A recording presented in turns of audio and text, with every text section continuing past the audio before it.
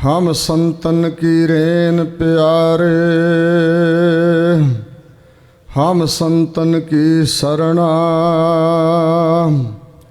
संत हमारी ओट सताणी, संत हमारा गहना।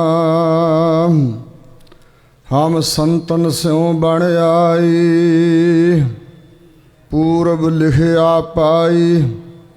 इह मन तेरा भाई, संतन स्यों मेरी लेवा देवी। संतन स्यों ब्यवहारा, संतन स्यों हम लाहा खटिया। हर भगत भरे भंडारा, संतन मोको पूंजी सौंपी। तो उतरिया मन का धोखा, धर्म राय अब कहाँ करेगो। जो फाट्यो सगलो लेखा, महा आनंद भय सुख पाया। संतन कै प्रसादे, कहो नानक हर स्यों मन मानिया। रंग रते बिस्मादे, गरीब नवाज पतित पावन भगत वशल कृपा दे खजाने।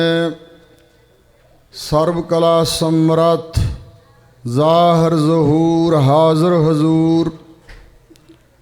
कुदरत दे कादर अकाल पुरख श्री वाहिगुरु जी दे सरगुण स्वरूप सतगुरु नानक देव महाराज जी, तिन्हां दे दसां स्वरूपां दी आत्मिक जोत। चौर तख्त छत्र दे मालक, जुगो जुग अटल धन गुरु ग्रंथ साहिब जी दी परम पवित्र हजूरी अंदर सुभायमान हजूर सतगुरां दी साजी नवाजी परम सन्मानयोग साध संगत जी। गुरु कलगीधर दशमेश पिता महाराज वालों बख्शी हुई फतेह प्रवान करो। वाहिगुरु जी का खालसा, वाहिगुरु जी की फतेह। सतगुरु कलगीधर दशमेश पिता तो वरोसाई हुई दमदमी टकसाल दे 13वें जथेदार सचखंड वासी श्रीमान संत ज्ञानी करतार सिंह खालसा जी पिंडरां वाले, उन्हां दी सालाना बरसी दे संबंध अंदर जो इस अस्थान ते ये 4 रोज़ा समागम जिसका ये चौथा दिन वीरवार भी भादरों की संगरांद वाले दिन दीवान सजिया सी। फिर शुक्रवार श्री अखंड प्रवाह गुरु ग्रंथ साहब महाराज की पावन बाणी के आरंभ होए। शुक्र शनिवार भी शामां दे दीवान सजे। अज श्री अखंड पाठ साहब के भोग तो उपरंत आप जी ने गुणी जना तो गुरु की पावन बाणी दे शब्द कीर्तन कथा विचारां महापुरुषों के जीवन समाचार, क्योंकि सतगुरु महाराज सच्चे पातशाह की पावन सिक्ख्या नूं जिन्हां ने अमली जामा पहनाया, प्रैक्टिकल रूप दिता, दुनिया के सामने एक रोशन मीनार बन के वो विचरे अते उन्हां दी शोह प्राप्त हो के अनेकां होरनां दा भला होया। जिथे पंजाब की धरती नूं ये माण प्राप्त है कि इत्थे पीर ऋषि मुनि महात्मा अवतार और ऐसे संत भगत होए। आपो अपने समयां च उन्होंने संसार के लोगों का भला किया। इस तरह ही गुरु नानक साहब सच्चे पातशाह का चलाया जिहड़ा ये निर्मल पंथ है, खालसा पंथ है, इस दे अंदर ਜਿਹੜੇ करनी वाले प्रचारक ऐसे महापुरुष होए ने, उन्हां दी करनी दे बलबूते ये पंथ हुण तक चल रहा। बख्शिश तो अकाल पुरख दी है, पर ਜਿਹੜੇ अकाल पुरख की बख्शिश दे पात्र बने असी सारे बैठे हाँ। साडे उपर भी परमात्मा की बख्शिश है कि असी मनुख हाँ। मनुख होना भी एक बख्शिश है। करमी आवे कपड़ा, निष्काम कर्मां दे फल द्वारा मनुखा जन्म, ਫਿਰ ਇਸ ਤੋਂ ਵੱਡੀ ਬਖਸ਼ਿਸ਼ ਕਿ ਸਿੱਖਾਂ ਦੇ ਘਰ ਜਨਮ ਹੋਇਆ। ਕਈਆਂ ਉੱਪਰ ਹੋਰ ਵੱਡੀ ਬਖਸ਼ਿਸ਼ ਕਿ ਅੰਮ੍ਰਿਤ ਦੀ ਦਾਤ ਮਿਲੀ, ਸਤ ਸੰਗਤ ਦੀ ਦਾਤ ਪ੍ਰਾਪਤ ਹੈ। ਸਾਰੀਆਂ ਬਖਸ਼ਿਸ਼ਾਂ ਹੀ ਹਨ। ਘਰ ਬਾਰ, ਰਹਿਣ ਸਹਿਣ ਲਈ, ਮੰਦਰ ਮਕਾਨ, ਕੱਪੜੇ ਲੀੜੇ, ਰੋਟੀ ਪਾਣੀ ਹੈ, ਇਹ ਸਾਰੀਆਂ ਬਖਸ਼ਿਸ਼ਾਂ ਹੀ। ਪਰ ਜਿਵੇਂ ਹਜੂਰ ਦਾ ਬਚਨ ਹੈ, ਸਭਨਾ ਉੱਪਰ ਨਜ਼ਰ ਪ੍ਰਭ ਤੇਰੀ, ਕਿਸੇ ਥੋੜ੍ਹੀ ਕਿਸੇ ਹੈ ਕਨੇਰੀ। ਇਹ ਥੋੜ੍ਹੀ ਨਜ਼ਰ ਤੇ ਸਾਡੇ ਸਾਰਿਆਂ ਤੇ ਹੈ, ਪਰ ਜਿਹੜੀ ਕਨੇਰੀ ਨਜ਼ਰ ਹੈ, ਉਸ ਕਨੇਰੀ ਨਜ਼ਰ ਦੇ ਪਾਤਰ ਜਿਹੜੇ ਮਹਾਂਪੁਰਸ਼ ਹੋਣ, ਧਰਤੀ ਦੇ ਲੋਕਾਂ ਦੇ ਭਾਗ ਜਾਗਣ, ਕਿਤੇ ਸਵੱਲੇ ਭਾਗ ਹੋਣ, ਤਾਂ ਉਸ ਇਲਾਕੇ ਅੰਦਰ, ਉਸ ਨਗਰ ਵਿੱਚ, ਉਸ ਕੌਮ, ਉਸ ਪੰਥ ਮਤ ਦੇ ਅੰਦਰ ਐਸੇ ਗੁਰਮੁਖ ਪਿਆਰੇ ਵਾਹਿਗੁਰੂ ਜੀ ਖਾਸ ਤੌਰ ਤੇ ਭੇਜ ਦਿੰਦੇ ਨੇ। ਇਹ ਮਾਨੋ ਕਿ ਲੋਕਾਂ ਦਾ ਭਲਾ ਹੋਣਾ ਹੁੰਦਾ ਹੈ, ਮਾਨੋ ਕਿ ਧਰਤੀ ਦੀ ਪੁਕਾਰ ਸੁਣ ਕੇ ਵਾਹਿਗੁਰੂ ਪ੍ਰਮਾਤਮਾ ਐਸਾ ਪ੍ਰਬੰਧ ਕਰਦਾ। 6 ਤਰ੍ਹਾਂ ਦੇ ਅਵਤਾਰਾਂ ਵਿੱਚੋਂ ਜਿਹੜੇ ਸੰਤ ਭਗਤ ਹਨ, ਇਹਨਾਂ ਨੂੰ ਨਿਤ ਅਵਤਾਰ ਮੰਨਿਆ ਗਿਆ ਹੈ। ਸਮੇਂ ਸਮੇਂ 'ਤੇ ਇਹ ਆਉਂਦੇ ਰਹਿੰਦੇ ਨੇ। ਜਨਮ ਤਾਂ ਆਮ ਲੋਕਾਂ ਵਾਂਗ ਹੁੰਦਾ ਹੈ, ਪਰ ਉਹ ਆਮ ਲੋਕਾਂ ਵਾਂਗ ਹੁੰਦੇ ਨਹੀਂ, ਸਧਾਰਨ ਨਹੀਂ ਹੁੰਦੇ, ਉਹ ਖਾਸ ਹੁੰਦੇ ਨੇ। ਔਰ ਇਸ ਪ੍ਰਕਾਰ ਆਪੋ ਆਪਣੇ ਸਮੇਂ, ਜਿਵੇਂ ਮਹਾਰਾਜਾ ਰਣਜੀਤ ਸਿੰਘ ਦੇ ਰਾਜ ਤੋਂ ਬਾਅਦ ਸਿੱਖਾਂ ਦੀ ਗਿਣਤੀ ਅੰਗਰੇਜ਼ਾਂ ਵੇਲੇ 12 ਲੱਖ ਰਹਿ ਗਈ ਸੀ। ਔਰ ਫਿਰ ਸੰਤ ਅਤਰ ਸਿੰਘ ਸਾਹਿਬ, ਸੰਤ ਕਰਮ ਸਿੰਘ ਹੋਤੀ ਮਰਦਾਨ ਵਾਲੇ, ਸੰਤ ਸੁੰਦਰ ਸਿੰਘ ਪਿੰਡਰਾਂ ਵਾਲੇ ਆਦਿਕ ਇਹਨਾਂ ਮਹਾਂਪੁਰਸ਼ਾਂ ਨੇ ਗੁਰੂ ਕਲਗੀਧਰ ਦੀ ਬਖਸ਼ਿਸ਼ ਦੇ ਨਾਲ ਕਮਰ ਕੱਸੇ ਕਰਕੇ ਪੰਜਾਬ ਦੀ ਧਰਤੀ 'ਤੇ ਪ੍ਰਚਾਰ ਕੀਤਾ। 40 ਲੱਖ ਗਿਣਤੀ ਕੁਝ ਸਾਲਾਂ 'ਚ ਹੋ ਗਈ ਸੀ। 40 ਲੱਖ ਪ੍ਰਚਾਰਕ ਜ਼ਬਾਨ ਤੋਂ ਬੋਲਣ ਵਾਲੇ ਮੇਰੇ ਵਰਗੇ ਹਜ਼ਾਰਾਂ ਮਿਲ ਸਕਦੇ ਨੇ, ਬਹੁਤ ਮਿਲ ਸਕਦੇ ਆ, ਪਰ ਜਿਸ ਨੇ ਕਮਾਈ ਕੀਤੀ ਹੈ ਪਹਿਲਾਂ, ਪ੍ਰਥਮ ਹੈ ਮਨ ਪ੍ਰਬੁੱਧ ਹੈ ਆਪਣਾ ਪਾਤਸ਼ਾਹ ਅਵਰ ਰਿਝਾਵੈ, ਐਸੇ ਵਿਰਲੇ ਹੁੰਦੇ ਨੇ। ਕਿਉਂਕਿ ਜ਼ਬਾਨ ਤੋਂ ਨਿਕਲੇ ਬੋਲ ਹਵਾ 'ਚ ਰਲ ਜਾਂਦੇ, ਜ਼ਿਆਦੀ ਅਹਿਮੀਅਤ ਨਹੀਂ ਰੱਖਦੇ ਹਨ। ਜਿਹੜੀ ਅੰਦਰ ਕਮਾਈ ਹੈ ਤੇ ਉਹ ਕਮਾਈ ਮੁਖ ਦੇ ਰਸਤੇ ਬਾਹਰ ਨਿਕਲਦੀ ਹੈ, ਉਸ ਕਮਾਈ ਦਾ ਪ੍ਰਭਾਵ ਹੀ ਪੈਂਦਾ ਹੈ। ਮੈਂ ਵੀ ਪ੍ਰਚਾਰਕ ਹਾਂ, ਪਰ ਮੈਂ ਮੰਨਣ ਤੋਂ ਨਕਾਰੀ ਨਹੀਂ, ਸੱਚ ਮੰਨਣ ਤੋਂ ਨਕਾਰੀ ਨਹੀਂ ਹੋ ਸਕਦਾ। ਸਾਡੇ ਵਰਗੇ ਕਥਾਵਾਚਕ ਬਹੁਤ ਮਿਲ ਜਾਣਗੇ, ਪਰ ਉਹ ਜਿਨ੍ਹਾਂ ਨੇ ਪਹਿਲਾਂ ਕਮਾਇਆ ਹੋਇਆ, ਐਸਾ ਕੋਈ ਵਿਰਲਾ ਮਿਲੇਗਾ। ਔਰ ਲਿਖਿਆ ਹੋਇਆ ਕਿ ਗਿਰ ਗਿਰ ਮੈਂ ਮਾਣਕ ਨਹੀਂ, ਪਹਾੜ ਬੜੇ ਹਨ, ਸਾਰਿਆਂ ਪਹਾੜਾਂ ਤੋਂ ਮੋਤੀ ਨਹੀਂ ਪ੍ਰਾਪਤ ਹੁੰਦੇ, ਮਾਣਕ ਨਹੀਂ ਪ੍ਰਾਪਤ ਹੁੰਦੇ, ਕਿਸੇ ਕਿਸੇ ਤੋਂ ਹੁੰਦੇ ਨੇ। ਔਰ ਗੱਜ ਗੱਜ ਮੋਤੀ ਨਾ ਹੈ, ਹਰ ਇੱਕ ਹਾਥੀ ਦੇ ਮੱਥੇ 'ਚੋਂ ਗੱਜ ਮੋਤੀ ਨਹੀਂ ਨਿਕਲਦਾ ਹੈ।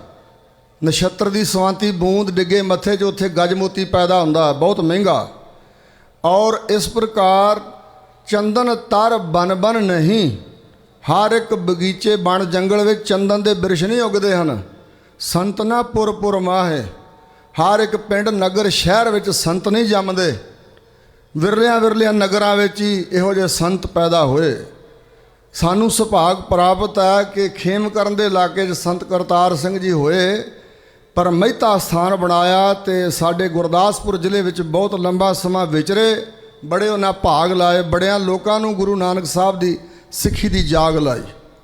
ਔਰ ਗੁਰੂ ਕੇ ਪਿਆਰਿਓ, ਗੁਰੂ ਦਰਬਾਰਾਂ ਵਿੱਚ ਆਉਣ ਦਾ ਪ੍ਰਯੋਜਨ ਕੇਵਲ ਮੰਗਣਾ ਨਹੀਂ ਹੁੰਦਾ ਕਿ ਗੁਰੂ ਮਹਾਰਾਜ ਕੋਲੋਂ ਕੁਛ ਮੰਗ ਆਈਏ। ਸਾਡੇ ਵਰਗਿਆਂ ਨੂੰ ਇਸੇ ਕਰਕੇ ਹਜੂਰ ਨੇ ਕਿਹਾ, ਬਿਵਹਾਰੀ ਕੋਟ ਮੱਧੇ ਕੋ ਬਿਰਲਾ ਸੇਵਕ, ਹੋਰ ਸਗਲੇ ਬਿਵਹਾਰੀ। ਸਤਿਗੁਰੂ ਦਾ ਦਰਬਾਰ ਕੇਵਲ ਪੂਜਾ ਸਥਲ ਨਹੀਂ ਹੈ, ਜਾਂ ਕੇਵਲ ਮੰਗਣ ਵਾਸਤੇ ਨਹੀਂ ਕਿ ਜੋ ਅਸੀਂ ਮੰਗਦੇ ਹਾਂ ਸਾਨੂੰ ਮਿਲ ਜਾਏ ਤੇ ਕੰਨੀਆਂ ਵਲੇੜ ਕੇ ਚਲੇ ਜਾਈਏ। ਇਸ ਤਰ੍ਹਾਂ ਨਹੀਂ ਆਉਣਾ ਅਸੀਂ ਸਿੱਖਾਂ ਨੇ। ਸਤ ਸੰਗਤ ਸਤਿਗੁਰ ਚਟਸਾਲ ਹੈ ਜਿਤ ਹਰਗੁਣ ਸਿੱਖਾ। ਜਿਨ੍ਹਾਂ ਨੇ ਗੁਰੂ ਦੀ ਸਿੱਖਿਆ ਨੂੰ ਅਮਲੀ ਜਾਮਾ ਪਹਿਨਾਇਆ, ਇਹ ਬਰਸੀ ਉਹਨਾਂ ਦੀ ਮਨਾਈ ਜਾ ਰਹੀ ਹੈ।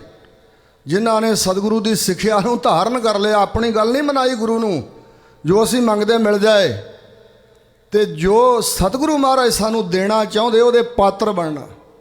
ਸਤਿਗੁਰੂ ਦੀ ਸਿੱਖਿਆ ਕਮਾਉਣ ਵਾਲੇ ਪਾਸੇ ਤੁਰਨਾ ਸਿੱਖ ਨੇ।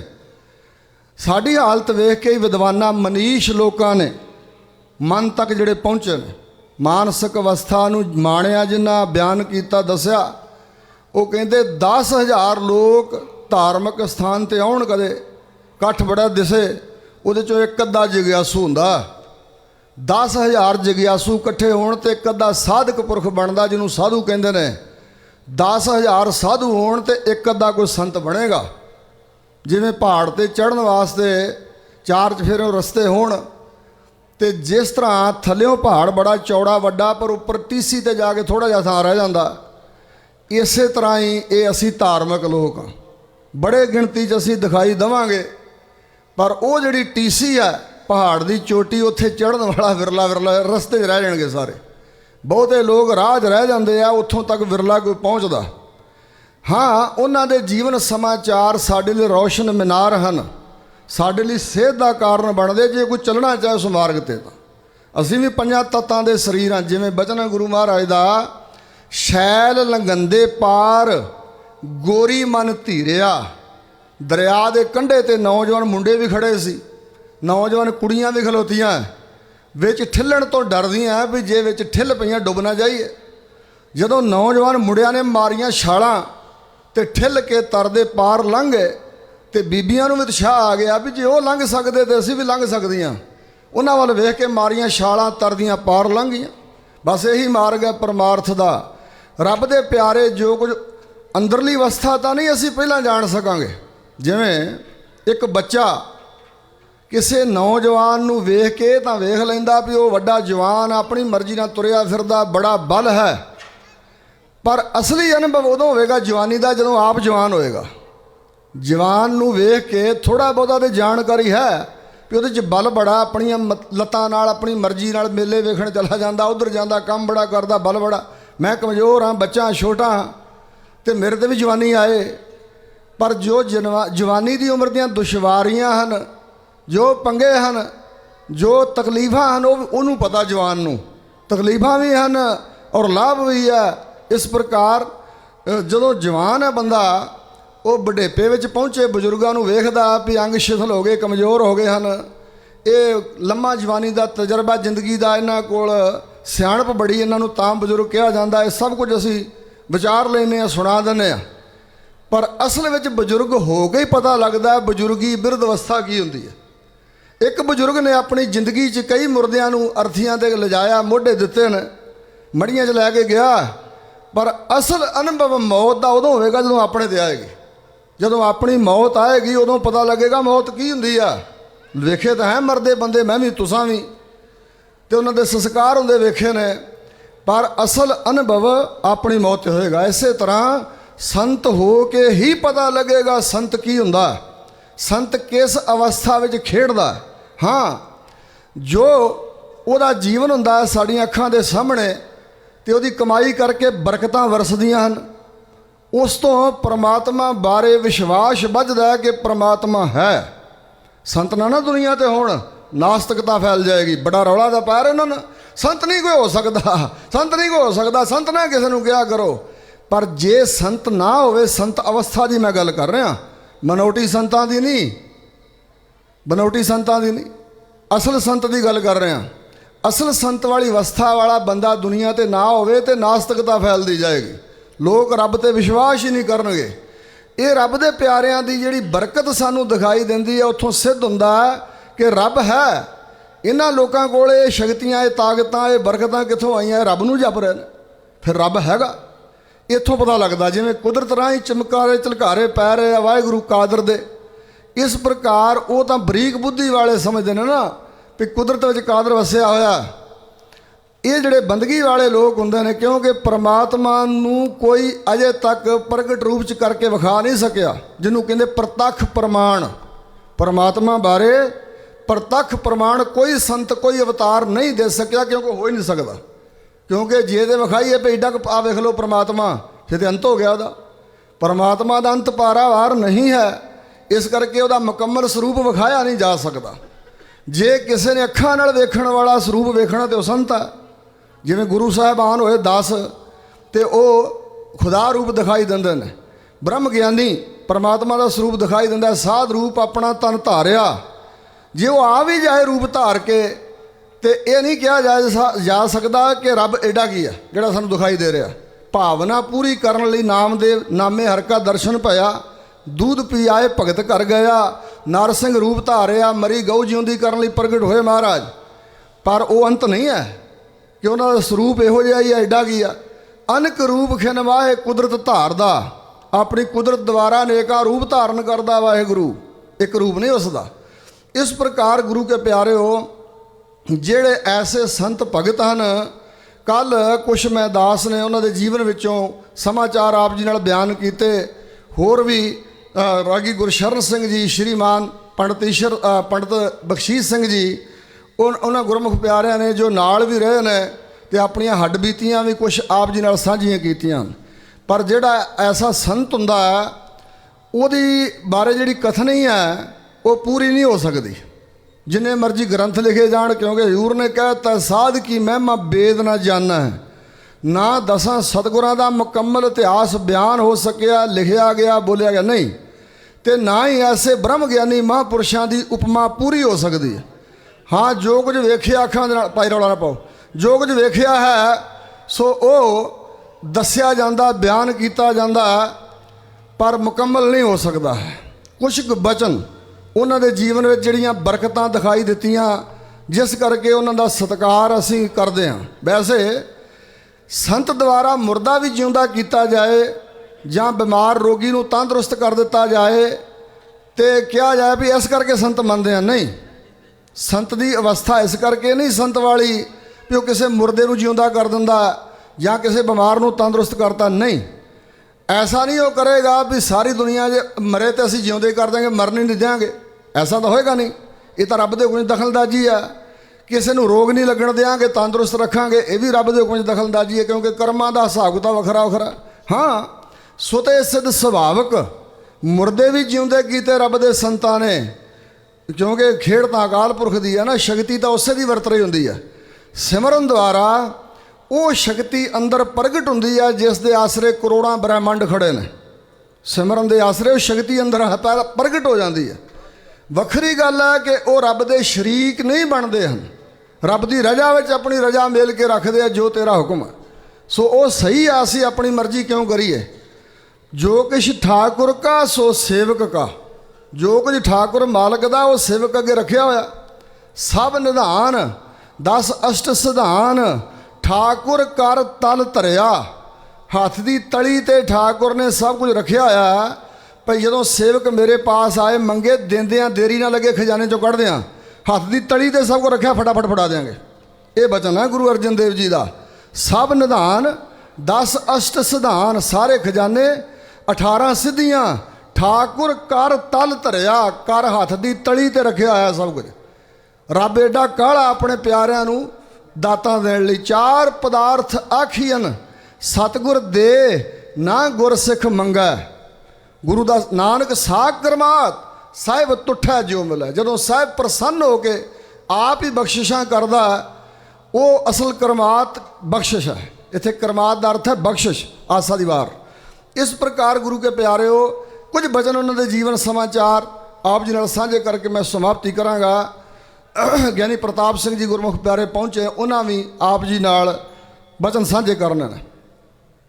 ਸੰਤ ਕਰਤਾਰ ਸਿੰਘ ਜੀ ਆਪਣੇ ਨਗਰ ਭੂਰੇ ਤੋਂ ਇੱਕ ਵਾਰੀ ਚੱਲੇ ਤੇ ਰਸਤੇ 'ਚ ਉਹਨਾਂ ਦੀ ਬੱਸ ਦੇ ਅੱਗੇ ਇੱਕ ਸਿੱਖ ਜੱਟ ਖਲੋ ਗਿਆ। ਡਰਾਈਵਰ ਨੇ ਬੱਸ ਰੋਕੀ, ਉਹ ਅੰਦਰ ਵੜਿਆ, ਮਹਾਂਪੁਰਸ਼ਾਂ ਨੂੰ ਬੇਨਤੀ ਕੀਤੀ, ਜੀ ਥੋੜ੍ਹੀ ਜਿਹੀ ਸੇਵਾ। ਮਹਾਂਪੁਰਸ਼ ਅੰਤਰਜਾਮੀ ਸੂਤਰੇ 2-4 ਸਿੰਘਾਂ ਨੂੰ ਨਾਲ ਲਿਆ, ਕਹਿੰਦੇ ਸਿੰਘਾ ਸਾਨੂੰ ਛੇਤੀ ਬੜੀ ਆ, ਲਿਆ ਕੁਛ ਛਕਾ। ਤਾਂ ਕਹਿੰਦੇ ਕਾੜਨੇ ਵਾਲਾ ਦੁੱਧ ਹੀ ਲੈ ਆ। ਕਾੜਨੇ ਵਾਲਾ ਦੁੱਧ ਮਿੱਠਾ ਪਾ ਕੇ ਲਿਆਇਆ ਤੇ ਅੱਧਾ ਗਲਾਸ ਸੰਤਾਂ ਨੇ ਪੀਤਾ ਤੇ ਕਹਿਣ ਲੱਗੇ, 10 ਸਿੰਘਾ ਕੀ ਚਾਹੀਦਾ। ਇਹ ਵਚਨ ਸੀ ਉਹਨਾਂ ਦਾ। ਉਹਦੀ ਭੁੱਬ ਨਿਕਲ ਗਈ। ਕਹਿਣ ਵਾਲੇ ਕਾਲੀ ਮਿੱਟੀ ਜਿਹੜੀ ਨਾ, ਕਾਲੀ ਮਿੱਟੀ ਉੜੀਸਾ ਜਿੱਥੋਂ ਕੋਲਾ ਨਿਕਲਦਾ, ਖਾਨਾ ਪੁੱਟਦੇ ਆ। ਕਹਿੰਦਾ ਮੇਰੇ 2 ਨੌਜਵਾਨ ਪੁੱਤ ਢਿੱਗ ਥੱਲੇ ਆ ਕੇ ਮਰ ਗਏ, ਮਹਾਂਪੁਰਸ਼ੋ ਮੇਰੀ ਔਲਾਦ ਨਹੀਂ ਹੈ। ਭੁੱਬ ਨਿਕਲ ਗਈ। ਸੰਤ ਕਹਿੰਦੇ ਚੁੱਪ ਸਿੰਘਾ, ਆਹ ਦੁੱਧ ਛਕ ਜਿੰਨੇ ਚਾਹੀਦੇ ਉਹਨੇ ਮਿਲ ਜਾਣਗੇ। 4 ਹੋਏ ਉਹਦੇ ਘਰ। ਇਸ ਪ੍ਰਕਾਰ ਦਾ ਬਚਨ ਵਿੱਚ ਸਤਿਆ। ਇਹ ਕਿੱਥੋਂ ਆਈ? ਨਾਮ ਸਿਮਰਨ, ਗੁਰੂ ਦੀ ਸਿੱਖੀ ਕਮਾਈ। ਇਹ ਗੁਰੂ ਦੀ ਕਲਾ ਵਰਤ ਰਹੀ ਹੈ, ਕਿਸੇ ਵਿਅਕਤੀ ਦੀ ਥੋੜ੍ਹਾ ਵਰਤ ਰਹੀ। 5 ਤੱਤਾਂ ਦੀ ਕਲਾ ਨਹੀਂ ਹੈ, ਇਹ ਨਾਮ ਸਿਮਰਨ ਦੀ ਕਲਾ ਹੈ। ਤੇ ਬਹੁਤ ਛੋਟੀਆਂ ਗੱਲਾਂ ਉਹਨਾਂ ਦੇ ਜੀਵਨ ਵਿੱਚ। ਸੋ ਇਸ ਪ੍ਰਕਾਰ ਗੁਰੂ ਕੇ ਪਿਆਰਿਓ, ਤਾਕਤ ਇੰਨੀ ਕਿ ਉਹ ਜੋ ਚਾਹੁਣ ਕਰ ਸਕਦੇ ਸੀ। ਜਦੋਂ ਮਹਿਤਾ ਗੁਰਦੁਆਰਾ ਸਾਹਿਬ ਅਜੇ ਬਣ ਰਿਹਾ ਸੀ, ਉਹਨਾਂ ਸਮੇਂ ਦੀ ਗੱਲ ਹੈ, ਜਫਰਵਾਲ ਪਿੰਡ 'ਚੋਂ ਗਏ ਹੋਏ ਤੇ ਚਸ਼ਮਦੀਦ ਗਵਾਹ ਜਿਹਦੇ ਸਾਹਮਣੇ ਘਟਨਾ ਘਟੀ, ਸ਼੍ਰੀਮਾਨ ਸਿੰਘ ਸਾਹਿਬ ਗਿਆਨੀ ਜਸਵੰਤ ਸਿੰਘ ਜੀ, ਉਹਨਾਂ ਦੇ ਪਿੰਡ ਦੇ ਭੂਰਿਆਂ ਦੇ।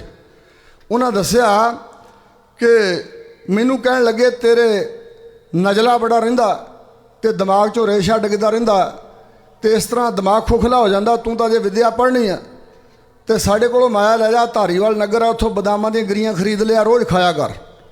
ਕਹਿੰਦਾ ਜੀ 7 ਵਚਨ। ਫਿਰ ਆਪਣਾ ਚੋਲਾ ਲਾ ਕੇ ਫੜਾਇਆ, ਲੈ ਧੋਗ ਲਿਆ। ਤਾਂ ਮੈਂ ਜੇਬਾਂ 'ਚ ਹੱਥ ਪਾਏ, ਪਤਾ ਸੀ ਸੰਗਤ ਵੱਲੋਂ ਦਿੱਤੀ ਮਾਇਆ ਜੇਬ 'ਚ ਹੀ ਪਾਉਂਦੇ ਆ, ਹੋਰ ਕੋਈ ਬੈਂਕ ਬੈਲੈਂਸ ਹੁੰਦਾ ਨਹੀਂ ਸੀ। ਔਰ ਮੈਂ ਜੇਬ 'ਚ ਹੱਥ ਪਾਏ ਤੇ ਇੱਕ 5 ਰੁਪਏ ਦਾ ਨੋਟ, ਇੱਕ 2 ਰੁਪਏ ਦਾ, ਉਹ ਵੀ ਪਾਟੇ ਹੋਏ। ਔਰ ਮੈਂ ਉਹ ਕੱਢ ਲਿਆ, ਚੋਲਾ ਧੋਤਾ, ਸੁਕਾਇਆ, 7 ਰੁਪਏ ਵਿੱਚ ਪਾਏ, ਸੰਤਾਂ ਨੂੰ ਫੜਾਇਆ ਚੋਲਾ। ਤਾਂ ਸੰਤ ਬਾਹਰ ਲੈ ਚੱਲੇ, ਮੈਨੂੰ ਕਹਿੰਦੇ ਆਹ ਬਾਣੀ ਸੁਣਾ। ਔਰ ਉਸ ਵੇਲੇ ਮੈਂ ਸ਼ੰਕਾ ਕਰੀ ਜਾਂਦਾ ਸੀ ਵੀ ਸੰਤ ਕਹਿੰਦੇ ਧਾਰੀਵਾਲ ਜਾ, ਬਦਾਮਾਂ ਦੀਆਂ ਗਰੀਆਂ ਲਿਆ, ਇਹ ਤੇ ਟਾਂਗੇ ਵਾਲਾ ਕਿਰਾਇਆ ਵੀ ਮਨਜ਼ੂਰ ਨਹੀਂ ਕਰੇਗਾ, 7 ਰੁਪਏ ਪਾਟੇ ਹੋਏ। ਸੰਤਾਂ ਕੋਲ ਮਾਇਆ ਨਹੀਂ। ਇਹ ਸ਼ੰਕਾ ਫੁਰੀ ਤਾਂ ਸੰਤ ਮੈਨੂੰ ਆਪ ਹੀ ਬੁਲਾ ਲਿਆ, ਜਪਜੀ ਸਾਹਿਬ ਦਾ ਪਾਠ ਸੁਣਾ ਰਹੇ ਸੀ। ਕਹਿੰਦੇ ਭਜੰਗੀਆ ਤੂੰ ਗਿਆ ਨਹੀਂ ਧਾਰੀਵਾਲ? ਚੁੱਪ। ਦੂਜੀ ਵਾਰੀ, ਫਿਰ ਤੀਜੀ ਵਾਰੀ ਮੇਰੇ ਮੋਢੇ ਤੇ ਤੀਰ ਲਾਇਆ। ਕਹਿੰਦੇ ਬੋਲਦਾ ਨਹੀਂ ਹੋਏ? ਕਹਿੰਦਾ ਜੀ ਤੁਹਾਡੇ ਚੋਲ ਦੀ ਜੇਬ 'ਚ ਮੈਂ ਵੇਖ ਲਏ 7 ਰੁਪਏ ਪਾਟੇ ਹੋਏ, ਤੇ ਮੈਂ ਤੁਹਾਥੋਂ ਮਾਇਆ ਕਿਵੇਂ ਮੰਗਾ? ਸੰਕੋਚ ਮਨ 'ਚ ਆਇਆ। ਤਾਂ ਥੋੜ੍ਹਾ ਜਿਹਾ ਹੀ ਬਚਨਾ ਕੀਤਾ। ਕਹਿੰਦੇ ਮੈਨੂੰ ਕੰਗਾਲ ਸਮਝ ਲਿਆ ਭਜੰਗੀਆ? ਅਸੀਂ ਗੁਰੂ ਕਲਗੀਧਰ ਦੇ ਪੁੱਤ ਆ, ਉਹਦੇ ਸ਼ਹਿਨਸ਼ਾਹ ਦਾ ਸ਼ਹਿਨਸ਼ਾਹ, ਅਸੀਂ ਕੰਗਾਲ ਕਿਵੇਂ ਹੋਏ? ਜੇ ਇੰਜ ਕਿਹਾ ਤੇ ਨੋਟਾਂ ਨਾਲ ਦੋਵੇਂ ਜੇਬਾਂ ਭਰ ਗਈਆਂ। ਹੁਣ ਕੋਈ ਸਾਇੰਟਿਸਟ ਜਾਂ ਕੋਈ ਕਾਲਜੀਏਟ ਮੁੰਡਾ ਜਾਂ ਕੋਈ ਮਿਸ਼ਨਰੀ ਵੀਰ ਕਹੇ ਵੀ ਇਹ ਹੋ ਨਹੀਂ ਸਕਦਾ, ਪਰ ਇਹ ਹੋਇਆ। ਜਿਹਦੇ ਅੱਖਾਂ ਸਾਹਮਣੇ ਹੋਇਆ ਉਹ ਕਿਵੇਂ ਕਹੇ ਵੀ ਨਹੀਂ ਹੋ ਸਕਦਾ। ਨੋਟਾਂ ਨਾਲ ਜੇਬਾਂ ਭਰ ਗਈਆਂ ਤੇ ਥੱਲੇ ਡਿੱਗਣ ਲੱਗ ਪਏ 100-100 ਦੇ ਨੋਟ, ਜਿਵੇਂ ਰਿਜ਼ਰਵ ਬੈਂਕ 'ਚ ਹੋਣੇ ਆਏ ਹੁਣ। ਉਦੋਂ ਵੱਡਾ ਨੋਟ ਹੁੰਦਾ ਸੀ 100 ਦਾ ਸੀ। ਤਾਂ ਕਹਿੰਦੇ ਮੈਂ ਹੈਰਾਨ ਜਿਹਾ ਹੋ ਗਿਆ ਵੀ ਇਹ ਮਾਇਆ ਕਿੱਥੋਂ ਆਈ? ਜੇਬਾਂ ਭਰ ਗਈਆਂ, ਡਿੱਗਣ ਲੱਗ ਪਈਆਂ, ਥੱਲੇ ਨੋਟ ਡਿੱਗਣ ਲੱਗ ਪਏ। ਕਹਿੰਦੇ ਕਿੰਨੇ ਕੁ ਚਾਹੀਦੇ ਆ? ਮੈਂ ਕਿਹਾ ਜੀ 100 ਰੁਪਈਆ। ਕਹਿੰਦੇ ਫੜ ਲਾ ਜਾ। ਰਣਬੀਰ ਸਿੰਘ ਫੌਜੀ ਨੂੰ ਸੱਦ ਕੇ ਲਿਆ। ਉਦੋਂ ਬਾਬਾ 1800 ਤੋਂ ਪਹਿਲਾਂ ਭਾਈ ਰਣਬੀਰ ਸਿੰਘ ਮਹਿਤੇ ਪਿੰਡ ਦੇ ਫੌਜੀ ਹੁੰਦੇ ਸੀ ਤੇ ਉਹ ਜਥੇਦਾਰ ਸੀ, ਉਹ ਵੀ ਮਾਇਆ ਲੈਣ ਆਇਆ ਹੋਇਆ ਸੀ। ਉਦੋਂ ਬਦਿਆਲਾ ਬਣਦਾ ਸੀ ਮਹਿਤੇ। ਕਹਿੰਦੇ ਜਾ ਫੌਜੀ ਨੂੰ ਸੱਦ ਕੇ ਲਿਆ। ਤੂੰ ਲਿਆਂਦਾ। ਕਹਿੰਦੇ ਫੌਜੀਆ ਕਿੰਨੀ ਕਮਾਇਆ ਚਾਹੀਦੀ ਆ? ਕਹਿੰਦੇ ਜੀ 4000 ਰੁਪਈਆ। ਕਹਿੰਦੇ ਹੁਣ ਲੱਛੋ ਆਈ ਆ, ਘੜੀ ਮੁੜੀ ਨਹੀਂ ਸਾਡਾ ਧਿਆਨ ਇਸ ਪਾਸੇ ਜਾ ਸਕਦਾ, ਹੁਣ ਜਿੰਨੀ ਚਾਹੀਦੀ ਕੱਢ ਲਾ। 4000 ਕੱਢ ਲਿਆ, ਤੁਰਿਆ। ਤੇ ਫਿਰ ਕਹਿੰਦੇ ਤੇਰਾ ਸੁਭਾਅ, ਤੂੰ ਮੁੜ ਕੇ ਆਉਣਾ ਨਾ, ਹੁਣ ਇੱਕ ਵਾਰੀ ਲੈ ਜਾ ਜਿਹੜੀ ਚਾਹੀਦੀ ਆ। ਔਰ ਕਹਿਣ ਲੱਗਾ ਜੀ ਬਸ ਸਰ ਗਿਆ, 4000 ਬਹੁਤ ਆ। ਤਾਂ ਫਿਰ ਕਹਿੰਦੇ ਅੱਗੇ ਤੁਰੇ ਤੇ ਮੇਰੇ ਸਾਹਮਣੇ ਉਹਨਾਂ ਨੇ ਉਹ ਚੋਲੇ ਦੀ ਜੇਬ ਨੂੰ ਹੱਥ ਲਾ ਕੇ ਕਿਹਾ ਮੈਂ ਤਾਂ ਇਸ ਕੁੱਤੀ ਨੂੰ ਕਹਿੰਦਾ ਟਿਕ ਕੇ ਬੈਠੀ ਰਹੋ, ਪਰ ਇਹ ਟਿਕਦੀ ਨਹੀਂ ਰਹਿੰਦੀ, ਟਿਕੀ ਨਹੀਂ ਰਹਿੰਦੀ। ਕਹਿੰਦੇ ਉਦੋਂ ਮੈਂ ਭੁਜੰਗੀ ਸੀ, ਸਮਝਿਆ ਨਾ ਵੀ ਮਾਇਆ ਤੇ ਆਈ ਵੇਖੀ, ਪਰ ਇਹ ਕੁੱਤੀ ਕਿਸ ਨੂੰ ਕਿਹਾ। ਪਰ ਸਿਆਣੀ ਉਮਰ ਜਾ ਕੇ ਵਿਦਿਆ ਪੜ੍ਹ ਕੇ ਪਤਾ ਲੱਗਾ ਵੀ ਉਹ ਝਾੜ ਝੜ ਰੱਖਦੇ ਆ, ਕੁੱਤੀ ਕਹਿ ਕੇ ਪਰੇ ਦੁਰਕਾਰਦੇ ਆ, ਉਹ ਭੱਜ ਭੱਜ ਚਰਨੀ ਪੈਂਦੀ ਆ। ਗौ ਕਰ ਪਕੜੀ ਨਾ ਆਈ ਹਾਥ, ਪ੍ਰੀਤ ਕਰੀ ਚਾਲੀ ਨਹੀਂ ਸਾਥ, ਕਹੋ ਨਾਨਕ ਜੋ ਤਿਆਗ ਦਈ, ਤਬ ਉਹ ਚਰਣੀ ਆਏ ਪਈ। ਤੇ ਜੀਵਨ ਕਿੱਡਾ ਉੱਚਾ ਸੁੱਚਾ ਸੀ, ਕਿਸ ਅਵਸਥਾ ਜੋ ਖੇਡਦੇ ਸਨ। ਅਹਿਮਦਾਬਾਦ ਉਹ ਕਥਾ ਕਰ ਰਹੇ ਸਨ ਤੇ ਉਹ ਸੋਹਣੇ ਵੀ ਬੜੇ ਸੀ, ਤੁਹਾਨੂੰ ਪਤਾ ਜਵਾਨੀ ਦੀ ਉਮਰ ਸੀ, ਚਿਹਰਾ ਬੜਾ ਦਗਦਗ ਕਰਦਾ ਹੁੰਦਾ ਸੀ ਉਹਨਾਂ ਦਾ, ਸੁੰਦਰ ਸਰੂਪ ਬਹੁਤ ਸੀ ਮਹਾਂਪੁਰਸ਼ਾਂ ਦਾ, ਸੰਤ ਕਰਤਾਰ ਸਿੰਘ ਜੀ ਦਾ। ਔਰ ਤਾਬੇ ਬੈਠੇ ਕਥਾ ਕਰਨ ਤੇ ਇੱਕ ਬੀਬੀ ਜੀ ਆਇਆ ਕਰਨ, ਉਹ ਸੁੰਦਰ ਸਰੂਪ ਵੀ ਬੜੇ ਸਨ। ਯਾਨੀ ਜਸਵੰਤ ਸਿੰਘ ਕਹਿੰਦੇ ਮੈਂ ਕਿਆਸ ਰਾਏ ਕੀਤੀ ਵੀ ਇਹ ਤਾਂ ਇੰਦਰ ਦੀ ਪਛਰਾ ਭੇਜੀ ਹੈ ਸੰਤਾਂ ਦੀ ਪ੍ਰੀਖਿਆ ਕਰਨ ਲਈ। ਸਾਹਮਣੇ ਬਹਿ ਜਾਂਦੀ ਸੀ, ਆਪਣੇ ਬਸਤਰ ਵੀ ਨਹੀਂ ਸੀ ਸੰਭਾਲਦੀ, ਕਈ ਤਰ੍ਹਾਂ ਦੇ ਹਾਵ ਭਾਵ ਜੇ ਕਰਦੀ ਸੀ ਉਹ। ਤੇ ਕਹਿੰਦੇ ਮੈਂ ਚੋਰ ਅੱਖ ਨਾਲ ਸੰਤ ਜੀ ਵੱਲ ਵੇਖਦਾ ਸੀ, ਭਲਾ ਥੋੜ੍ਹੀ ਜਿਹੀ ਨਜ਼ਰ ਜਾਂਦੀ ਬੀਬੀ ਵੱਲ, ਕਿਉਂਕਿ ਮਨ ਦਾ ਖਿਆਲ ਹੋਏ ਤਾਂ ਨਜ਼ਰ ਵੀ ਉਧਰ ਜਾਏਗੀ। ਪਰ 3 ਦਿਨ ਲੰਘ ਗਏ, ਐਸਾ ਕੁਝ ਨਹੀਂ ਹੋਇਆ। ਜਦੋਂ ਤੀਜਾ ਦਿਨ ਸੀ, ਕਥਾ ਤੋਂ ਬਾਅਦ ਚੱਲੇ ਬਾਹਰ ਨੂੰ, ਬਾਕੀ ਸਿੰਘ ਬਾਹਰ ਨਿਕਲ ਗਏ, ਮੈਨੂੰ ਰੋਕ ਲਿਆ। ਜਸਵੰਤ ਸਿੰਘ ਖਲੋ ਜਾ ਭਜੰਗੀਆ, ਕਹਿੰਦੇ ਮੈਂ ਰੁਕ ਗਿਆ। ਤਾਂ ਕੋਲ ਆ ਕੇ ਮੋਢੇ ਤੇ ਫੜ ਕੇ ਕਹਿੰਦੇ ਬੱਚੂ ਕੀ ਸੋਚਦਾ ਪਰਸੋਂ ਦਾ? ਕਹਿੰਦੇ ਮੇਰੇ ਪੈਰਾਂ ਹੇਠੋਂ ਜ਼ਮੀਨ ਨਿਕਲ ਗਈ ਵੀ ਇਹ ਮਹਾਂਪੁਰਸ਼ ਤਾਂ ਸਭ ਕੁਝ ਜਾਣਦੇ, ਮੈਂ ਸ਼ੰਕਾ ਕੀਤਾ ਐਵੇਂ। ਤੇ ਉਹਨਾਂ ਬਚਨ ਕੀਤਾ, ਕਹਿੰਦੇ ਰਾਹੋਂ ਸਾਹਿਬ ਕੀ ਟੇਕ ਨਾ ਮੋਹ ਹੈ ਮੋਹਣੀ। ਕਹਿੰਦੇ ਇੱਕ ਬੀਬੀ ਤਾਂ ਕੀ ਭਾਵੇਂ ਸੁਰਗ ਦੀਆਂ ਸਾਰੀਆਂ ਪਛਰਾਂ ਘੇਰਾ ਘੱਤ ਲੈਣ, ਸਤਿਗੁਰੂ ਗੋਬਿੰਦ ਸਿੰਘ ਮਹਾਰਾਜ ਨੇ ਐਸਾ ਕਿਰਪਾ ਰੂਪੀ ਹੱਥ ਸਿਰ ਤੇ ਰੱਖਿਆ, ਕਰਤਾਰ ਸਿੰਘ ਦਾ ਚਿੱਤ ਨਹੀਂ ਹਿੱਲ ਸਕਦਾ। ਸਤਿ ਸ੍ਰੀ ਅਕਾਲ। ਇੱਥੇ ਵੱਡੇ ਵੱਡੇ ਆ ਕੇ ਡੋਲਦੇ ਨੇ, ਵੱਡੇ ਵੱਡੇ ਆ ਕੇ, ਬੜਿਆਂ ਦਾ ਜੀਵਨ ਭ੍ਰਸ਼ਟ ਹੋਇਆ ਇਹ ਚੇਤਨ ਮਾਇਆ ਦੇ ਪ੍ਰਭਾਵ ਥੱਲੇ ਆ ਕੇ। ਅੱਜ ਵੀ ਬੜਾ ਕੁਝ ਹੋ ਰਿਹਾ, ਲੋਕਾਂ ਨੂੰ ਨਹੀਂ ਪਤਾ ਸਾਰੇ ਲੋਕਾਂ ਨੂੰ ਕੀ ਹੋ ਰਿਹਾ। ਕਈ ਪਖੰਡੀ ਲੋਕ ਭੈੜੇ ਕਰਮ ਕਰ ਰਹੇ ਨੇ ਤਾਂ ਦੁਨੀਆ ਕੋਲ ਮੱਥੇ ਟਿਕਾ ਰਹੇ, ਦੁਨੀਆ ਨੂੰ ਪਤਾ ਕੁਝ ਨਹੀਂ ਹੈ। ਔਰ ਰਾਮ ਰਹੀਮ ਦੀ ਸਾਗੀ ਵੇਖ ਲਓ ਸਾਹਮਣੇ, ਉਹ ਕਹਿੰਦੇ ਭਈ ਕੋਈ ਕੌਤਕ ਹੈ ਮਹਾਂਪੁਰਸ਼ਾਂ ਦਾ ਜਿਹੜੇ ਜੇਲ੍ਹ 'ਚ ਗਏ ਆ, ਰਾਮ ਰਹੀਮ ਗੁਰਮੀਤ ਜੀ, ਉਹ ਜਿਹੜਾ ਨਾ ਸਰਸੇ ਵਾਲਾ, ਉਹਦੀ ਮੈਂ ਗੱਲ ਕਰ ਰਿਹਾ। ਇਹੋ ਜਿਹੇ ਹੋਰ ਅਨੇਕਾਂ ਜਿਨ੍ਹਾਂ ਨੂੰ ਮੈਂ ਜਾਣਦਾ, ਮੈਨੂੰ ਪਤਾ ਹੈ। सो इस प्रकार गुरु के प्यारिओ ऐसा उच्चा सुच्चा महान जीवन वो क्या करते सी ਜਿਹੜਾ ਸੰਤ ਘਾ ਕੇ ਸਾਧੂ ਘਾ ਕੇ ਬੀਬੀਆਂ ਕੋਲੋਂ ਲੱਤਾਂ ਘਟਾਉਂਦਾ ਪੱਟ ਘਟਾਉਂਦਾ ਸਮਝੋ ਗਲ ਗਿਆ। ਤੇ ਉਹ ਜਿਹੜੀਆਂ ਘੁੱਟਦੀਆਂ ਆ ਕੇ ਬਗਾਨੇ ਬੰਦਿਆਂ ਦੀਆਂ ਲੱਤਾਂ ਗਲੀਆਂ ਉਹ ਵੀ ਪਹਿਲਾਂ ਹੋਈਆਂ, ਉਹ ਭਲੀਆਂ ਮਾਨਸਾਂ ਨਾ ਸਮਝੋ। ਇਹ ਉਹਨਾਂ ਦਾ ਕਥਾ 'ਚ ਬਚਨ ਹੁੰਦਾ ਸੀ। ਇਸ ਪ੍ਰਕਾਰ ਬੜੀ ਸਾਵਧਾਨਤਾ ਔਰ ਪੰਜ ਸਿੰਘਾਂ ਦਾ ਘੱਟੋ ਘੱਟ ਪਹਿਰਾ ਦੁਆਲੇ ਰਹਿਣਾ। ਮੈਂ ਨਾਮ ਨਹੀਂ ਲਵਾਂਗਾ, ਪਟਿਆਲੇ ਜ਼ਿਲ੍ਹੇ ਦੇ ਵਿੱਚ ਇੱਕ ਬੀਬੀ ਨੇ ਉਹਨਾਂ ਦੀ ਇੱਜ਼ਤ ਨੂੰ ਹੱਥ ਪਾਉਣ ਦਾ ਯਤਨ ਕੀਤਾ ਸੀ। ਮਹਾਂਪੁਰਸ਼ ਅੰਮ੍ਰਿਤ ਵੇਲੇ ਕਿਰਿਆ ਸੋਧਣ ਲਈ ਗਏ, ਦੋ ਸਿੰਘ ਗੜਵਾਈ ਸੀ, ਉਹ ਬੰਨੇ 'ਤੇ ਖਲੋ ਗਏ। ਹੁਣ ਬਿਲਕੁਲ ਨੇੜੇ 'ਤੇ ਖਲੋਣਾ ਨਹੀਂ ਸੀ ਕਿਰਿਆ ਵੇਲੇ। ਉਹ ਬੀਬੀ ਕਿਤੇ ਲੁਕੀ ਹੋਈ ਸੀ, ਰਾਤ ਜਾਗਦੀ ਰਹੀ, ਕਿਤੇ ਧਿਆਨ ਰੱਖਿਆ ਜਦੋਂ ਜਾਣਗੇ ਉਦੋਂ। ਔਰ ਉਸ ਵੇਲੇ ਗੜਵਾ ਮਾਰਿਆ ਸੀ ਲੱਕ ਵਿੱਚ। ਤਾਂ ਮਹਾਂਪੁਰਸ਼ਾਂ ਨੇ ਸਿੰਘਾਂ ਨੂੰ ਘੂਰਿਆ, ਕਹਿੰਦੇ ਮਹਾਂਪੁਰਸ਼ੋ ਇਹਦੋਂ ਅੱਗੇ ਹੋਰ ਕੀ ਕਰੀਏ, ਬੰਨੇ 'ਤੇ ਖੜ੍ਹੇ ਹੋਏ ਆ। ਕਹਿੰਦੇ ਸਾਵਧਾਨ ਰਿਹਾ ਕਰੋ, ਤੁਹਾਡੀ ਰਾਖੀ ਵਿੱਚ ਮੈਨੂੰ ਵੱਡੇ ਮਹਾਂਪੁਰਸ਼ਾਂ ਨੇ ਛੱਡਿਆ, ਤੁਹਾਡੀ ਰਾਖੀ ਆ, ਤੁਹਾਡੀ ਰਾਖੀ ਵਿੱਚ ਮੈਂ ਰਹਿਣਾ, ਸਾਵਧਾਨ ਰਿਹਾ ਕਰੋ। ਪਰ ਇਸ ਬੀਬੀ ਦਾ ਪਰਦਾ ਵੀ ਨਹੀਂ ਯਾਰ ਕਰਨਾ, ਜੋ ਉਹਨੇ ਕਰਤੂਤ ਕੀਤੀ ਆ ਢੱਕ ਲੈਣੀ ਆ, ਲੋਕਾਂ ਨੂੰ ਨਹੀਂ ਦੱਸਣੀ ਪਈ ਇਹਨੇ ਆਹ ਕਰਤੂਤ ਕੀਤੀ ਆ। ਇਸ ਪ੍ਰਕਾਰ ਦਾ ਉੱਚਾ ਸੁੱਚਾ ਮਹਾਨ ਜੀਵਨ ਸੀ। ਕੋਈ ਕਿਸ ਤਰ੍ਹਾਂ ਦੀ ਜੜ ਚੇਤਨ ਮਾਇਆ ਉਹਨਾਂ ਨੂੰ ਮੋਹ ਨਹੀਂ ਸਕਦੀ, ਪੋਹ ਨਹੀਂ ਸਕੀ ਸਾਰੀ ਜ਼ਿੰਦਗੀ। 45 ਵਰ੍ਹਿਆਂ ਦੀ ਕੁੱਲ ਉਮਰ ਔਰ 8 ਸਾਲ ਦਮਦਮੀ ਟਕਸਾਲ ਦੇ ਮੁਖੀ ਦੇ ਤੌਰ 'ਤੇ ਇੰਨਾ ਕੀ ਸਮਾਂ ਉਹਨਾਂ ਨੂੰ ਮਿਲਿਆ। ਪਰ ਉਹਨਾਂ ਨੇ ਜੋ ਕੁਝ 8 ਸਾਲਾਂ 'ਚ ਕਰ ਦਿੱਤਾ, ਅਸੀਂ ਮੇਰਾ ਖਿਆਲ 10 ਜਨਮਾਂ 'ਚ ਨਹੀਂ ਕਰ ਸਕਾਂਗੇ। ਵੱਡੇ ਤੋਂ ਵੱਡਾ ਕੋਈ ਵਿਅਕਤੀ 10 ਜਨਮਾਂ 'ਚ ਵੀ ਉਹ ਕੁਝ ਨਹੀਂ ਕਰ ਸਕਦਾ ਜੋ 8 ਸਾਲਾਂ 'ਚ ਉਹਨਾਂ ਕੀਤਾ। ਉਹ ਨਾਭਾ ਸਾਹਿਬ ਵਿਖੇ ਸਨ ਠਹਿਰੇ ਹੋਏ ਤੇ ਉਹਨਾਂ ਨੂੰ ਬੁਖਾਰ ਬਹੁਤ ਜ਼ਿਆਦਾ ਚੜ੍ਹਿਆ ਹੋਇਆ ਸੀ ਔਰ ਸਿੰਘਾਂ ਨੇ ਫੜ ਕੇ ਬਾਹਾਂ ਤੋਂ ਪੌੜੀਆਂ ਚੜ੍ਹਾਇਆ ਸੀ। ਚੰਡੀਗੜ੍ਹ ਦੇ 18D ਸ਼ਾਇਦ ਸੈਕਟਰ ਸੀ, ਉੱਥੋਂ ਕੁਝ ਸਿੱਖ ਆਏ, ਕਹਿਣ ਲੱਗੇ ਜੀ ਤੁਹਾਡਾ ਕਰਕੇ ਪ੍ਰੋਗਰਾਮ ਬਣਾਇਆ ਤੇ ਭਾਵੇਂ 5 ਮਿੰਟ ਹੀ ਬੋਲੋ, ਜਾ ਕੇ ਚਲੋ ਜ਼ਰੂਰ।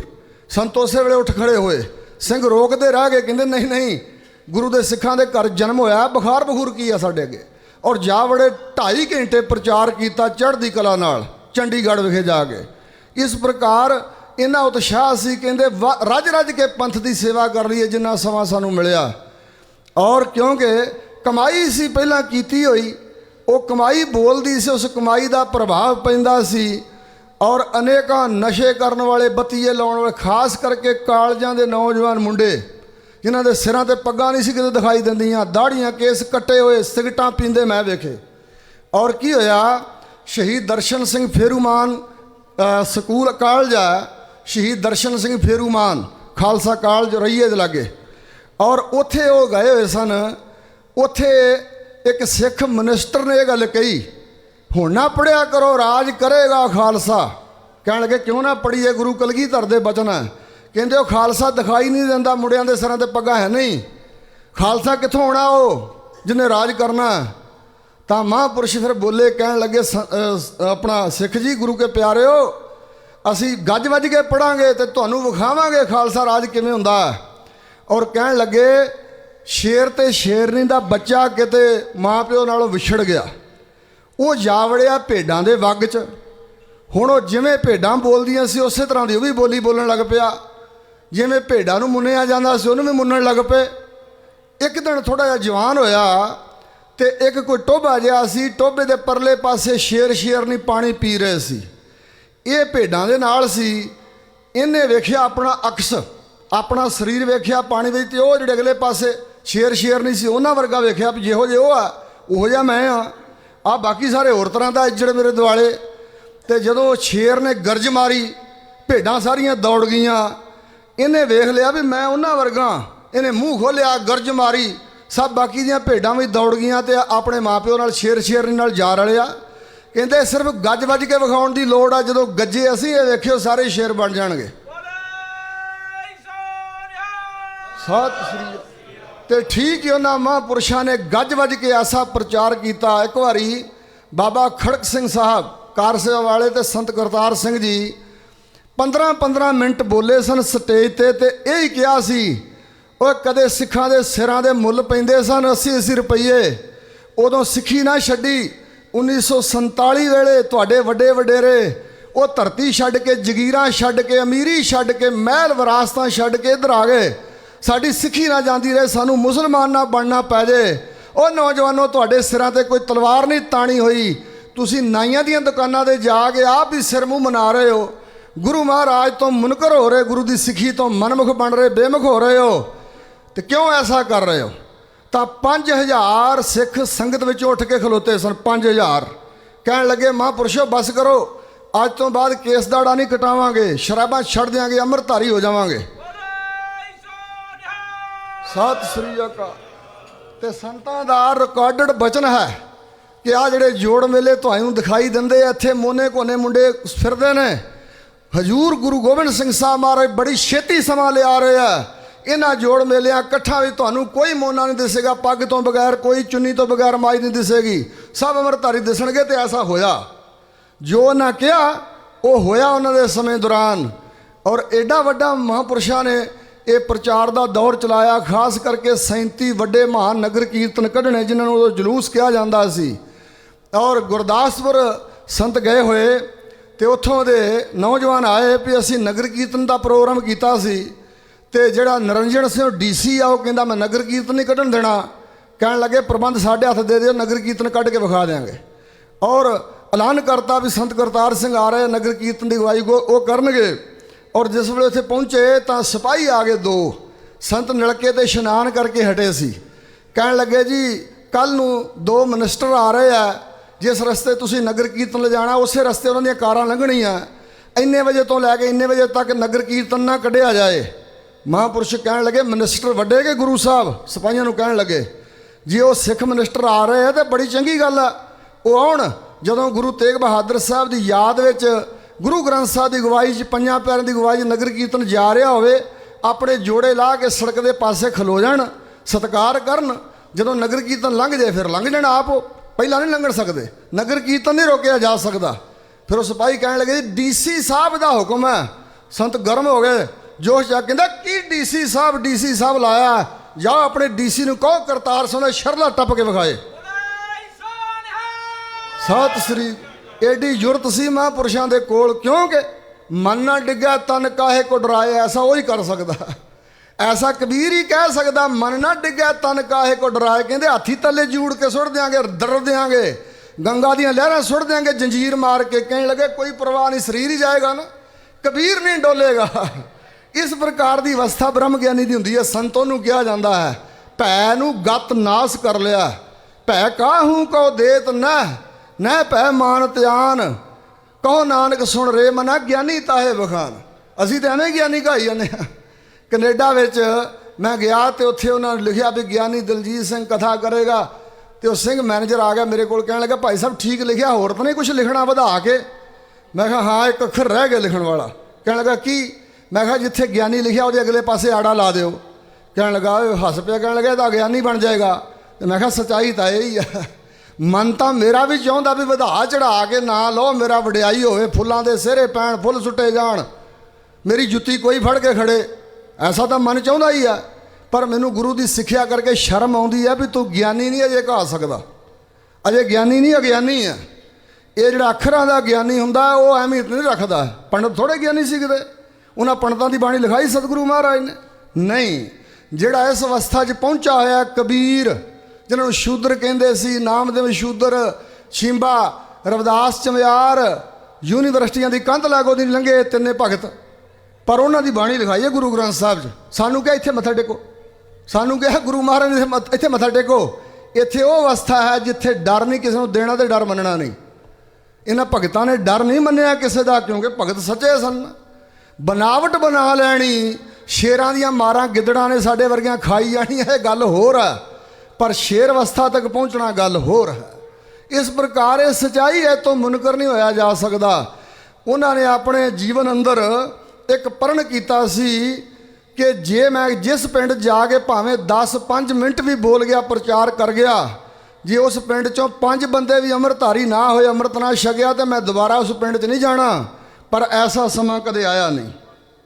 जिस पिंड में जो संत करतार सिंह लंघ गया, उत्थे शहबरां लग गई, अमृत संचार होने लग पे, सिੱਖੀ धारण कर ली, नशे त्यागे गए। इस प्रकार का उन्होंने हड़ लिया गुरमत गुरसिੱਖੀ के प्रचार का। इस करके उन्होंने जीवन जोड़ा है रोशन मीनारा बन गया लोगों वास्ते। शैल लंघंदे पार गोरी मन धीरिया, कितों रमता होंदी संत पुणे की। जिवें कल दास बेनती करदा करदा विचों बचन रह गया, शेख शाह शरफ ने गुरु नानक साहब ने पूछा फकीरी चीस्त फारसी फकीरी क्या है। ਤਾਂ गुरु नानक साहब महाराज ने कहा इब्तदाए फकीरी फनास्त इंतहाए फकीरी बकास्त। फना होने वाले पासे ਨੂੰ ਤੁਰ ਪੈਣਾ ਇਹ ਫਕੀਰੀ ਦਾ ਰਸਤਾ ਦਰਵੇਸ਼ੀ ਦਾ। ਫਨਾ ਸਮਾਪਤ ਖਾਤਮੇ ਵਾਲੇ ਪਾਸੇ ਨੂੰ। ਦੁਨੀਆ ਸਮਝਦੀ ਵੀ ਧਾਰਮਿਕ ਬੰਦਾ ਬਣ ਕੇ ਮੇਰਾ ਨਾਮ ਨਾ ਹੋਣਾ ਚਾਹੀਦਾ ਦੁਨੀਆ ਵਿੱਚ, ਸ਼ੋਹਰਤ ਮਿਲੇ, ਪੈਸਾ ਬਹੁਤਾ ਆ ਜੇ ਫਿਰ ਮੈਂ ਵੱਡਾ। ਹੁਣ ਤਾਂ ਇਹੋ ਰਹਿ ਗਈ ਮੰਜ਼ਿਲ ਵੀ ਵੱਡੀਆਂ ਗੱਡੀਆਂ ਜਿਹਦੇ ਕੋਲ ਹੋਣ, ਬੰਗਲੇ ਉੱਚੇ ਜਿਹਦੇ ਹੋਣ, ਉਹ ਵੱਡਾ ਸੰਤ। ਸੰਤ ਦੀ ਇਹ ਨਿਸ਼ਾਨੀ ਕੋਈ ਨਹੀਂ ਹੈ। ਸੰਤ ਦਾ ਜੀਵਨ ਬਿਲਕੁਲ ਸਿੰਪਲ, ਭਾਵੇਂ ਤਰਲੋਕੀ ਦਾ ਮਾਲਕ ਹੋਵੇ, ਤਿੰਨੇ ਲੋਕ ਉਹਦੇ ਪੈਰਾਂ ਦੀ ਖਾਕ ਹੋਣ, ਜੋ ਮਰਜ਼ੀ ਕਰ ਸਕਦਾ ਹੋਵੇ, ਪਰ ਜੀਵਨ ਸਿੰਪਲ। ਸੰਤ ਕਰਤਾਰ ਸਿੰਘ ਦੀ ਫੋਟੋ ਵੇਖਿਓ, ਜਦੋਂ ਮਹਿਤੇ ਗੁਰਦੁਆਰਾ ਬਣ ਰਿਹਾ ਸੀ, ਜੁੱਤਾ ਟੁੱਟਾ ਆ, ਵਿੱਚੋਂ ਅੰਗੂਠਾ ਬਾਹਰ ਨੂੰ ਨਿਕਲਿਆ ਆ, ਫੋਟੋ ਵੇਖ ਲਿਓ ਉਹਨਾਂ ਦੀ। ਸੋ ਇਸ ਪ੍ਰਕਾਰ ਸਿੰਪਲ ਜੀਵਨ ਜੇ ਮਾਇਆ ਆਈ ਸੰਗਤਾਂ ਵੱਲੋਂ ਪਰਉਪਕਾਰ ਤੇ ਲਾਤੀ, ਪਰਉਪਕਾਰ ਤੇ ਲਾਤੀ। ਸੋ ਇਸ ਪ੍ਰਕਾਰ ਆਪਣੇ ਵਾਸਤੇ ਕੁਛ ਨਹੀਂ ਰੱਖਿਆ। ਜਿਵੇਂ ਆਪ ਸਹੰਦੇ ਦੁੱਖ ਜਗ ਵਰਸਾਇਆ, ਸਿਰ ਕਰਵਤ ਧਰਾਏ ਆਪ ਤਛਾਇਆ।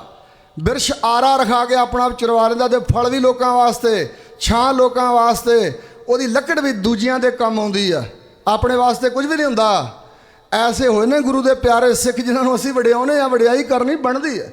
ਭਾਈ ਤਾਰੂ ਸਿੰਘ ਹੋਇਆ, ਭਾਈ ਮਨੀ ਸਿੰਘ ਹੋਇਆ, ਮਤੀ ਦਾਸ ਹੋਇਆ, ਇਹ ਸੰਤ ਕਰਤਾਰ ਸਿੰਘ ਖਾਲਸਾ ਜੀ ਵਰਗੇ ਹੋਏ, ਸੰਤ ਜਰਨੈਲ ਸਿੰਘ ਵਰਗੇ, ਸੰਤ ਅਤਰ ਸਿੰਘ ਮਸਤੂਆਣੇ ਵਰਗੇ।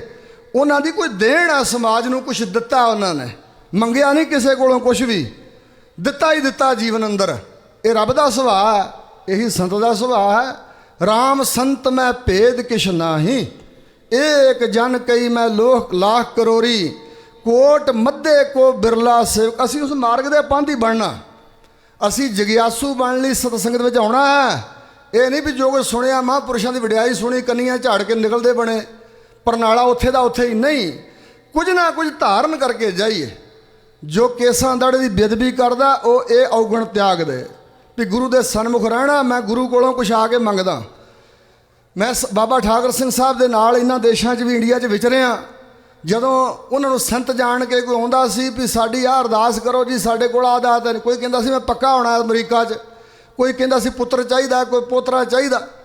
ਜੇ ਉਹ ਸਿੱਖੀ ਤੋਂ ਦੂਰ ਹੁੰਦਾ ਸੀ ਤਾਂ ਉਹਨੂੰ ਕਹਿੰਦੇ ਸੀ ਤੂੰ ਗੁਰੂ ਦੀ ਕੋਈ ਗੱਲ ਮੰਨ ਲਏਗਾ ਤੇ ਫਿਰ ਗੁਰੂ ਨੂੰ ਵੀ ਤੇਰੀ ਗੱਲ ਮਨਾ ਲਾਂਗੇ। ਜੇ ਤੂੰ ਗੁਰੂ ਦੀ ਗੱਲ ਨਹੀਂ ਮੰਨਦਾ ਤੇ ਗੁਰੂ ਤੇਰਾ ਮੁਥਾਜ ਆ ਵੀ ਤੇਰੀਆਂ ਗੱਲਾਂ ਮੰਨੀ ਜਾਏ। ਅਸੀਂ ਬਹੁਤੇ ਸਿੱਖ ਹੁਣ ਇਸੇ ਤਰ੍ਹਾਂ ਦੇ ਹੀ ਹਾਂ ਵੀ ਜੇ ਗੁਰੂ ਨੂੰ ਗੱਲ ਮਨਾਉਣੀ ਚਾਹੀ, ਨਹੀਂ ਮੰਨੀ, 10-20 ਦਿਨ ਸਾਡੀ ਅਰਦਾਸ ਨਹੀਂ ਪ੍ਰਵਾਨ ਹੋਈ ਤੇ ਗੁਰੂ ਦਾ ਦਰ ਛੱਡਦਾ, ਹੋਰ ਪੁੱਛਣਾ ਪਾਉਣ ਵਾਲੇ ਪਾਸੇ ਚੱਲ ਪਏ, ਹੋਰ ਕੋਈ ਲੱਭ ਲਿਆ ਬੰਦਾ। ਇਹੋ ਜਿਹੇ ਸਿੱਖ ਨਹੀਂ ਗੁਰੂ ਮਹਾਰਾਜ ਨੇ ਬਣਾਇਆ ਸੀ ਸਾਨੂੰ। ਸਤਿਗੁਰੂ ਨੇ ਕਿਹਾ ਸੀ ਆਓ ਸਿੱਖੋ ਮੇਰੇ ਪਾਸ, ਪਤਾ ਕੀ ਕਰੋ, ਪਹਿਲਾਂ ਮਰਨ ਕਬੂਲ, ਪਹਿਲਾਂ ਮੌਤ ਕਬੂਲ ਕਰ।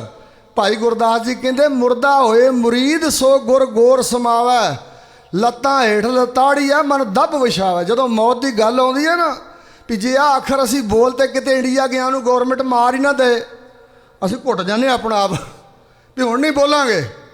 ਲੜਨਾ ਤਾਂ ਕਿਤੇ ਰਹਿ ਗਿਆ, ਅਸੀਂ ਬੋਲਣ ਤੋਂ ਵੀ ਆਪਣਾ ਆਪ ਘੁੱਟ ਲੈਂਦੇ। ਪਤਾ ਕੀ ਬਹਾਨਾ ਬਣਾਉਂਦੇ ਭਾਈ, ਪ੍ਰਚਾਰਕਾਂ ਨੂੰ ਕਾਇਮ ਰਹਿਣ ਦਿਓ, ਗੌਰਮੈਂਟ ਦੇ ਪ੍ਰਚਾਰਕ ਹੀ ਮਾਰਦੇ, ਪ੍ਰਚਾਰ ਕਿਵੇਂ ਹੋਣਾ? ਪ੍ਰਚਾਰ ਫਿਰ ਕਾਹਦਾ ਕਰਨਾ ਜੇ ਸਾਡੇ ਨਾਲ ਵਧੀਕੀਆਂ ਹੋ ਰਹੀਆਂ ਤੇ ਅਸੀਂ ਬੋਲੀਏ ਹੀ ਨਾ। ਇਹ ਸੰਤ ਕਰਤਾਰ ਸਿੰਘ ਖਾਲਸਾ ਜੀ ਦਾ ਬਚਨ ਹੈ। ਜਦੋਂ 44 ਲਾਈ ਸੀ, ਨਸਬੰਦੀ ਨਲਬੰਦੀ ਆਪਰੇਸ਼ਨ ਕੀਤੇ ਜਾ ਰਹੇ ਸੀ, ਜ਼ਬਰਦਸਤ ਸਿੱਖਾਂ ਨੂੰ ਹਿਜੜੇ ਬਣਾਇਆ ਜਾ ਰਿਹਾ ਸੀ, ਉਦੋਂ ਬਾਂਹ ਖੜੀ ਕਰਕੇ ਸੰਤ ਕਰਤਾਰ ਸਿੰਘ ਨੇ ਕਿਹਾ ਸੀ ਵੀ ਜੇ ਆਹ ਕੁਝ ਕੌਮ ਨਾਲ ਹੁੰਦਾ ਹੋਏ, ਅਸੀਂ ਵੜ ਜੀਏ ਭੋਰਿਆਂ 'ਚ ਮਾਲਾ ਫੜ ਕੇ ਵੀ ਅਸੀਂ ਹਮ ਤੋਂ ਸੰਤ ਹੋਤੇ ਹੈ, ਅਸੀਂ ਨਹੀਂ ਕੁਝ ਵੀ ਕਰਨਾ।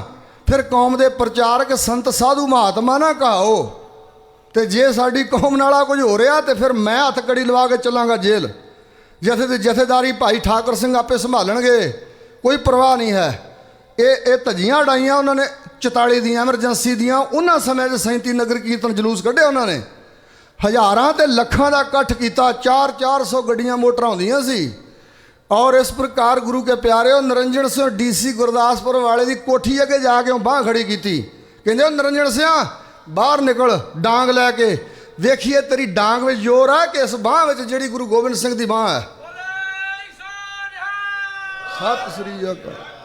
ਸੋ ਗੁਰੂ ਕੇ ਪਿਆਰਿਓ, ਇਸ ਪ੍ਰਕਾਰ ਪਹਿਲਾਂ ਮਰਨ ਕਬੂਲ। ਜਦੋਂ ਗੁਰੂ ਗੋਬਿੰਦ ਸਿੰਘ ਮਹਾਰਾਜ ਨੇ ਅੰਮ੍ਰਿਤ ਛਕਾਇਆ ਖਾਲਸੇ ਨੂੰ, ਸੀਸ ਮੰਗੇ ਸੀ ਨਾ, ਸਿਰ ਵੀ ਮੰਗੇ ਤੇ ਅੰਮ੍ਰਿਤ ਖੰਡਾ ਘੋਲ ਕੇ ਪਿਆਇਆ। ਖੰਡਾ ਹੋਰ ਵੀ ਕਿਸੇ ਚੀਜ਼ ਨਾਲ ਅੰਮ੍ਰਿਤ ਛਕਾ, ਇਕੱਲੇ ਪਤਾਸੇ ਘੋਲ ਕੇ ਪਿਆ ਦਿੰਦੇ ਨਹੀਂ, नाल कलाम पढ़िया, रब्बी कलाम बाणियां 5 नाल खंडा घुमाया। क्यों? संस्कृत विच खंडे का अर्थ है मौत। खंडा प्रथमै साज कै जिन सब संसार उपाया। सब तो पहला मौत साजी है, क्योंकि मरण लिखाए मंडल में आए।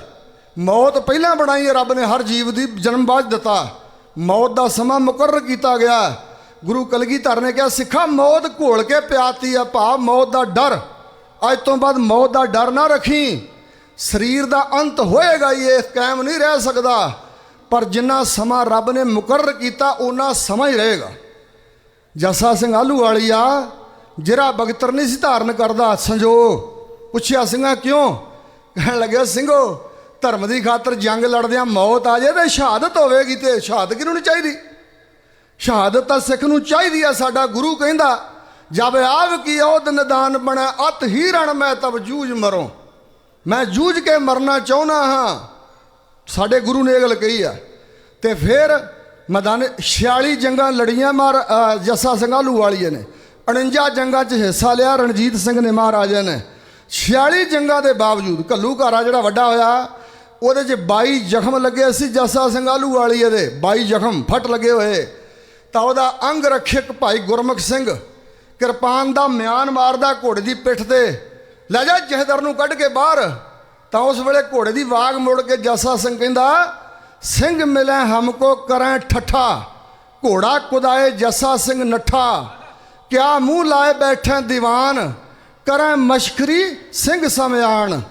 हमको पंथ पातशाह बनायो, तुम चाहत गीदी सदवायो। और गुरमुख सिंह आए हो कम ना मुड़ के करी।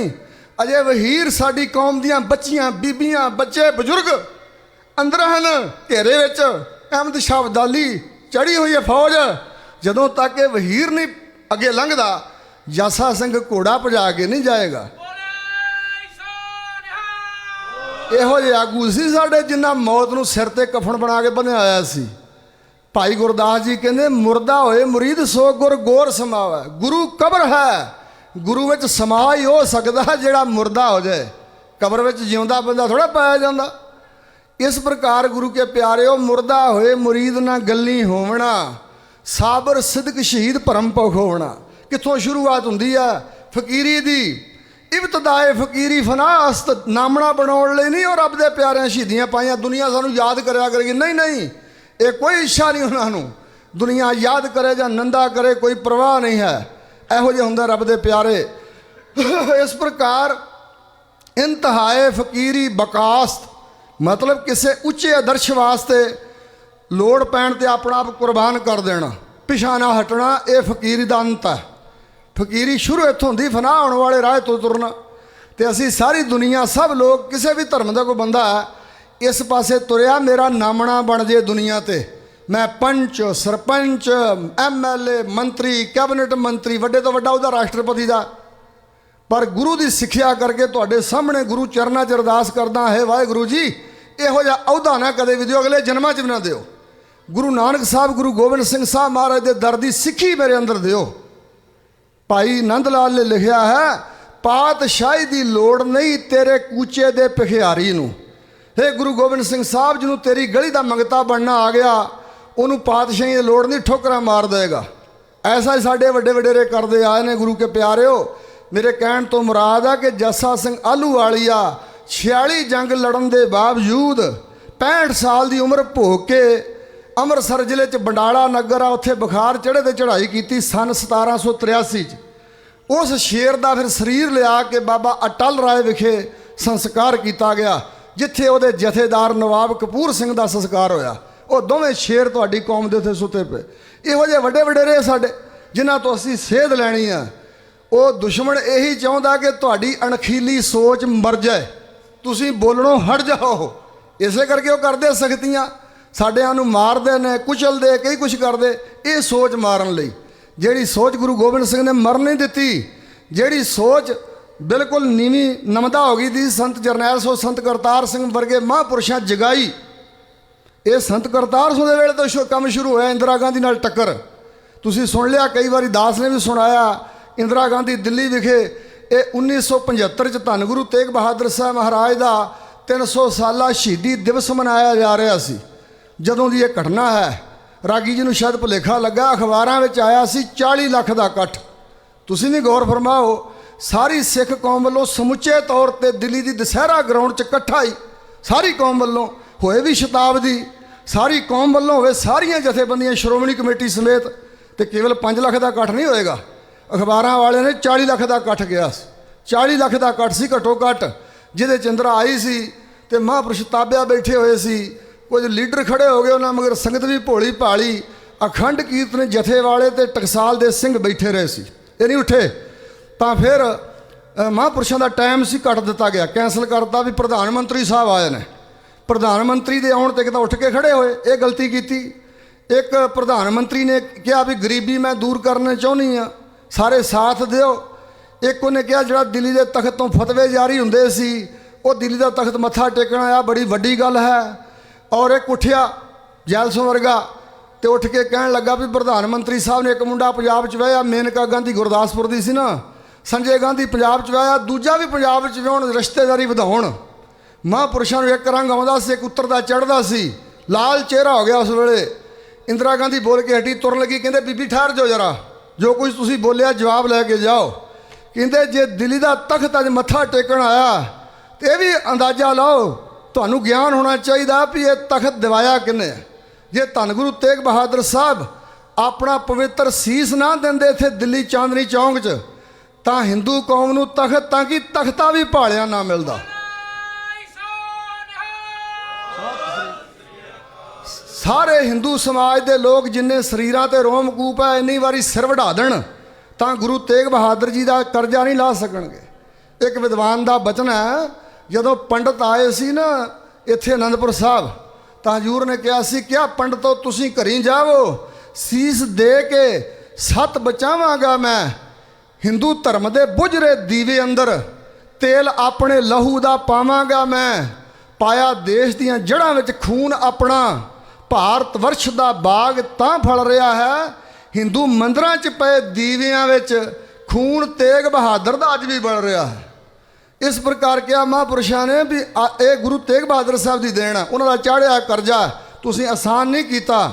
ਫਿਰ ਕਹਿਣ ਲੱਗੇ ਉਹਨਾਂ ਲੋਕਾਂ ਨੂੰ ਸਿੱਖ ਕੌਮ ਦੇ ਆਗੂ ਕਹਾਉਣ ਦਾ ਹੱਕ ਨਹੀਂ ਹੈ। ਜੋ ਇੱਕ ਔਰਤ ਆਏ ਤੇ ਉੱਠ ਕੇ ਖੜੇ ਹੋ ਜਾਣ, ਵੱਡੇ ਤੋਂ ਵੱਡਾ ਮਹਾਤਮਾ ਵੀ ਆਏ ਤਾਂ ਗੁਰੂ ਗ੍ਰੰਥ ਸਾਹਿਬ ਦੀ ਹਜ਼ੂਰੀ 'ਚ ਉੱਠ ਕੇ ਨਹੀਂ ਖੜੋਈਦਾ। ਤੁਹਾਨੂੰ ਆਗੂਆਂ ਨੂੰ ਅਕਲ ਹੋਣੀ ਚਾਹੀਦੀ, ਸਮਝ ਹੋਣੀ ਚਾਹੀਦੀ ਹੈ। ਪ੍ਰਧਾਨ ਮੰਤਰੀ ਸਾਹਿਬ ਸਾਡੇ ਦੇਸ਼ ਦੇ ਮੁਖੀਆ ਹਨ, ਪ੍ਰਜਾ ਵਾਸਤੇ ਸਤਿਕਾਰਯੋਗ ਹਨ।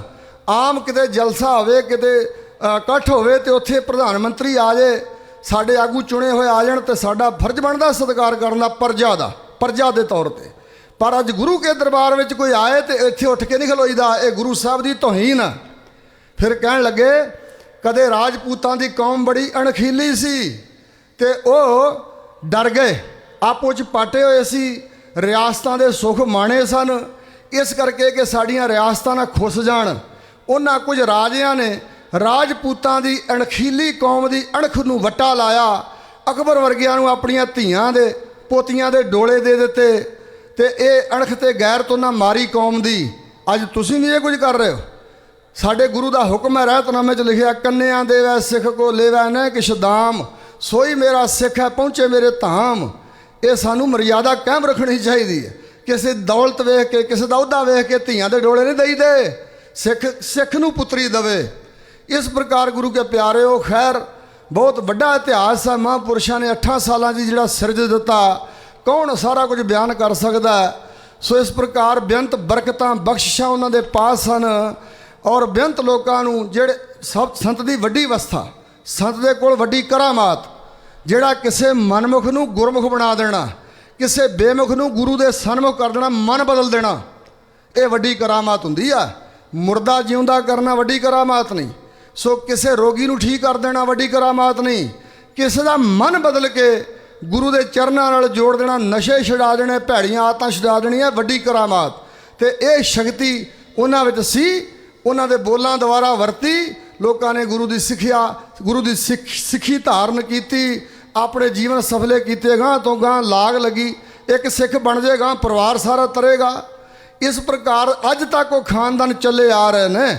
ਜਿਹੜੇ ਸੰਤ ਕਰਤਾਰ ਸਿੰਘ ਖਾਲਸਾ ਜੋ ਵਰੋਸ ਆਏ ਗਏ, ਅੱਜ ਵੀ ਉਹਨਾਂ ਦੇ ਘਰਾਂ ਸਿੱਖੀ ਹੈ। ਸੱਚੇ ਪਾਤਸ਼ਾਹ ਦੇ ਚਰਨਾਂ 'ਚ ਅਰਦਾਸ ਹੈ ਕਿ ਸਤਿਗੁਰੂ ਮਹਾਰਾਜ ਸਾਡੇ ਸਾਰਿਆਂ 'ਤੇ ਕਿਰਪਾਲਤਾ ਕਰਨ।